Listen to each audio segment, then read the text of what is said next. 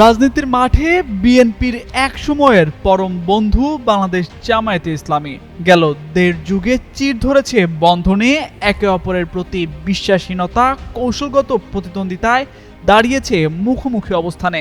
এমন টানাপোড়েনের মধ্যেও স্বৈরাচার আওয়ামী লীগ প্রশ্নে কাঁধে কাঁধ মিলিয়ে অবস্থান তাদের। সবশেষ জামায়াতে আমিরকে হাসপাতালে দেখতে যাওয়া নিয়ে রাজনৈতিক অঙ্গনে তৈরি হয়েছে নতুন আলোচনা।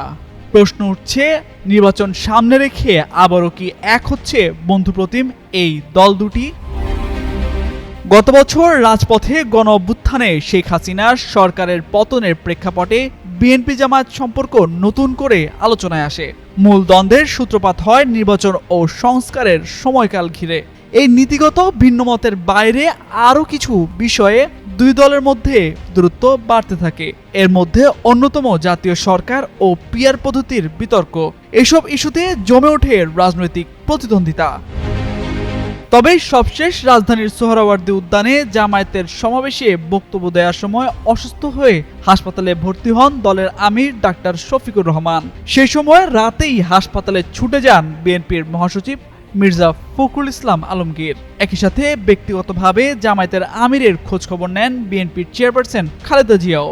যদিও বিষয়টিকে পারস্পরিক শিষ্টাচার ও সৌজন্যতার নিদর্শন হিসেবে বর্ণনা করেছেন দুই দলের নেতারা।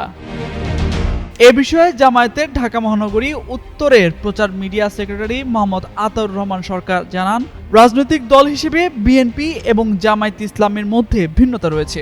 দল হিসেবে ভিন্ন মত থাকবে, কিন্তু বিদ্বেষ রেখে নয়। তবে রাজনৈতিক দল হিসেবে প্রতিযোগিতা থাকবে, কে গোল করবে সেটা এখন বিষয়। দল দুটির সম্পর্ক নিয়ে বিএনপির ভাইস চেয়ারম্যান শামসুজ্জামান দুদু গণমাধ্যমকে জানান, অতীতের যে কোনো সময়ের তুলনায় জামায়াতের সঙ্গে বিএনপির সম্পর্ক বর্তমানে অত্যন্ত ঘনিষ্ঠ এবং ভালো। তবে ভিন্ন হলেও দল দুটির নিজস্ব সাংগঠনিক চিন্তাভাবনা থাকবে, এটাই স্বাভাবিক। যদিও রাজনৈতিক বিশ্লেষক মহিউদ্দিন খান মোহন মনে করেন, মূল বিষয়গুলোতে দুই দলের মধ্যে খুব একটা বিরোধ নেই, তাদের বিরোধের জায়গা খুবই অল্প। দীর্ঘদিন দেশে সহমর্মিতা, সহানুভূতির রাজনীতি অনুপস্থিত ছিল। এটাকে বাংলাদেশের রাজনীতিতে একটি ভালো দৃষ্টান্ত হিসেবে দেখছেন তিনি। তামজিদ মির্জা, যুগান্তর নিউজ।